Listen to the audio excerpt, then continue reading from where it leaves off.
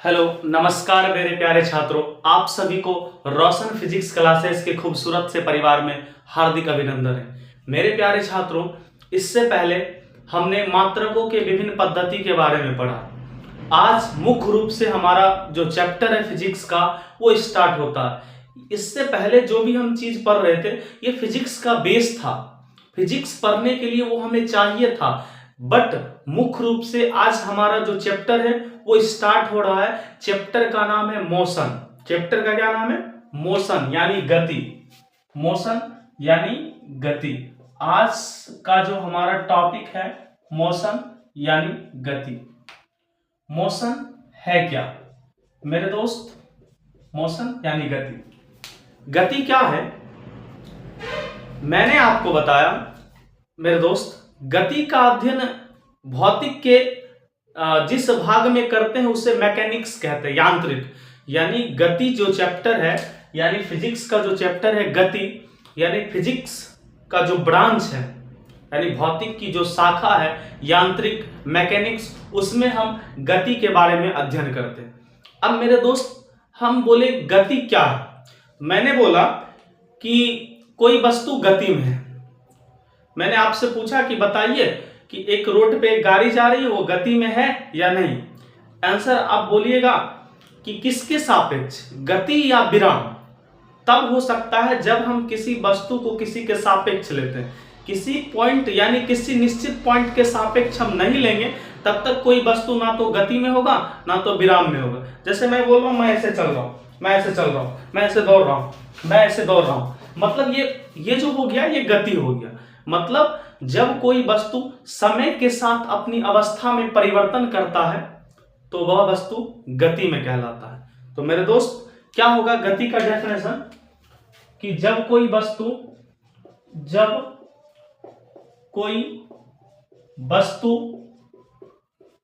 समय के साथ अपनी स्थिति को परिवर्तन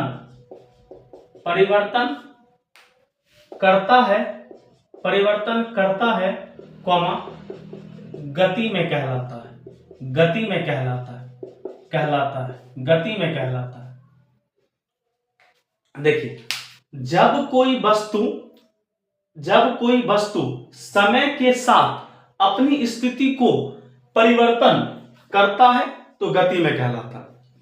जैसे हमने बोला मेरे सापेक्ष जो सड़क पे गाड़ी चल रही है वो किसमें है? चलती गाड़ी हमेशा क्या हो सकता है? गति में हो सकता है।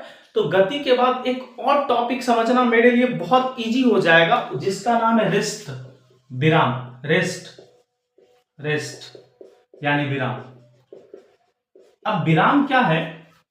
जैसे मैं यहां खड़ा हूं और सड़क पे एक गाड़ी लगी हुई है, तो वो अभी लगी हुई, मान लीजिए अभी 9:10 में वो गाड़ी लगी हुई है, रोड के साइड में लगी हुई है, और 10:10 में वो गाड़ी वहीं पे लगी हुई है। इसका मतलब ये है कि समय बदल गया लेकिन वो वस्तु अपनी स्थिति नहीं बदली। यानी विराम का जो परिभाषा हो सकता है, डेफिनेशन हो सकता है कि जब कोई वस्तु समय के सापेक्ष अपनी स्थिति में परिवर्तन नहीं करता है, यानी समय के अनुसार अपनी स्थिति को नहीं बदलता है, वह विराम कहलाता है। तो विराम क्या है? कि जब कोई वस्तु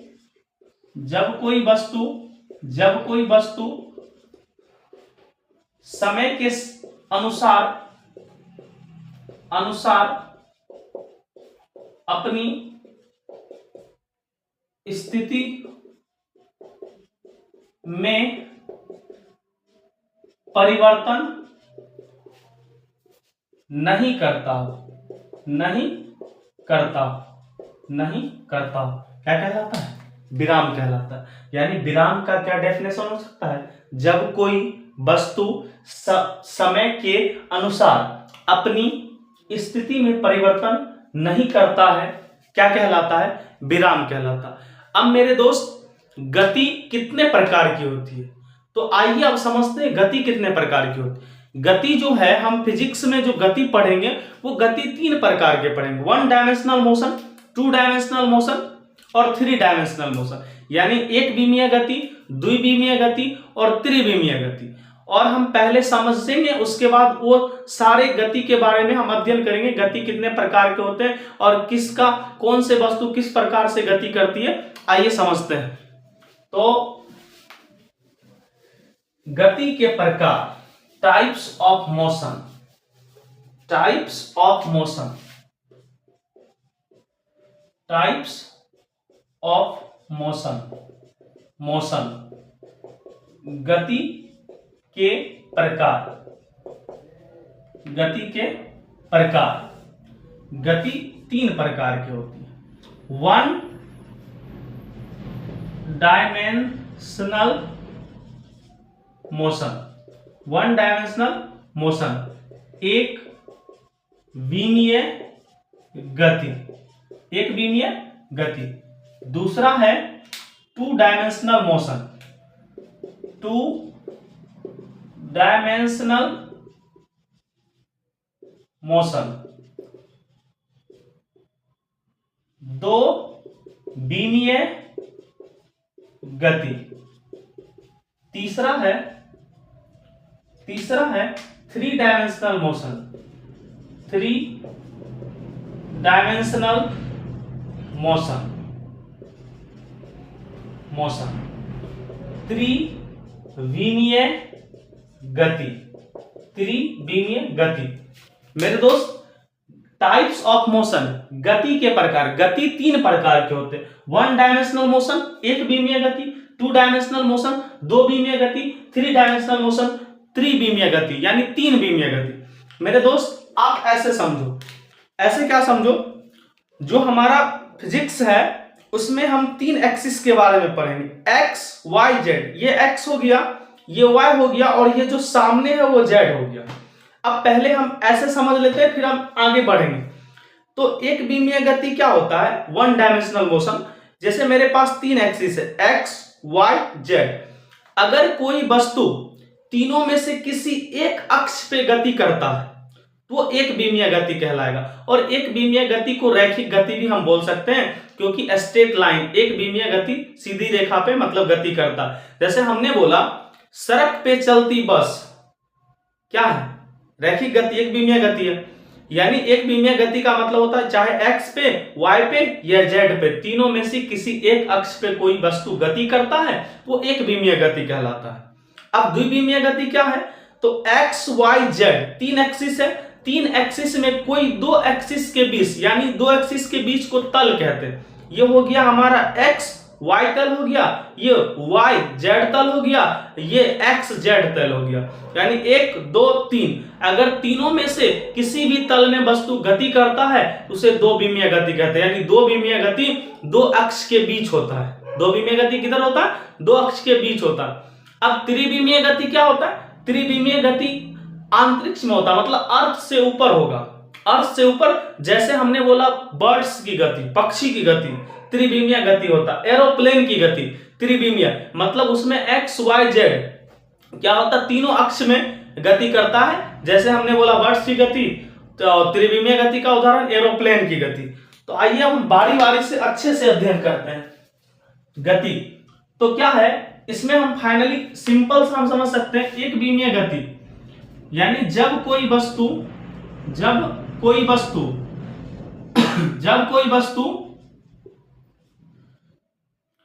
तीनों अक्ष में से किसी एक अक्ष पर गति करता हो। जैसे हम एग्जाम्पल क्या लिख सकते हैं? बस की गति, और बहुत सारे लिख सकते हैं। बस की गति यानी जब कोई वस्तु तीनों अक्ष में से, मतलब मेरे दोस्त यहां आप ये समझो कि 3 एक्सिस के बारे में अध्ययन करेंगे। ये हो गया एक्स, ये हो गया वाई, और इधर जो लेंगे उसको हम बोल सकते हैं जेड, यानी इधर। और अगर हम ऐसे नहीं होता है, बस बोर्ड 2D है, अगर 3D होता ये आपको ऐसे निकला हुआ प्रतीत होता। यानी एक्स वाई जेड हम 3 एक्सिस के बारे में पढ़ेंगे। तो जब कोई वस्तु तीनों अक्ष में से किसी एक अक्ष पे गति करेगा तो वो कौन सा गति का उदाहरण हो जाएगा? एक विमीय गति। अब देखो द्विविमीय गति क्या होगा? द्विविमीय गति यानी जब कोई वस्तु दो अक्ष के बीच अर्थात तल में गति करता हो तो वो कौन सा गति कहलाएगा? द्विविमीय गति। यानी जब कोई वस्तु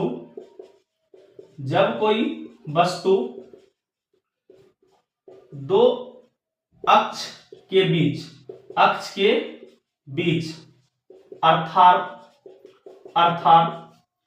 समतल में गति करता हो, समतल यानी तल भी बोल सकता, अर्थात तल में गति करता हो।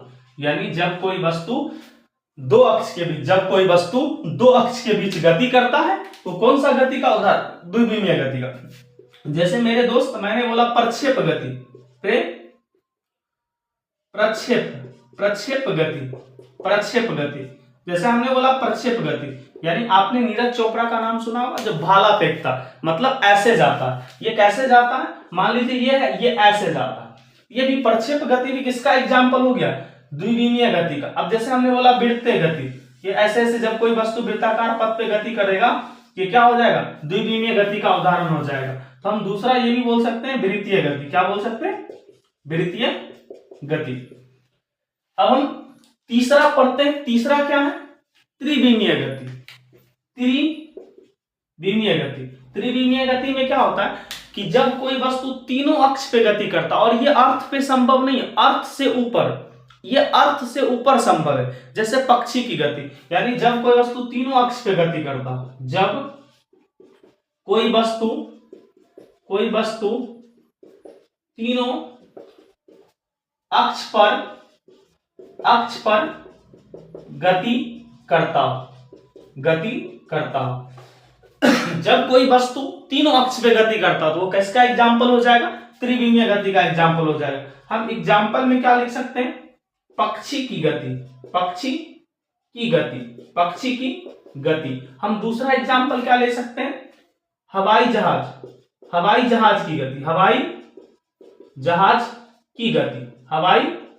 की गति।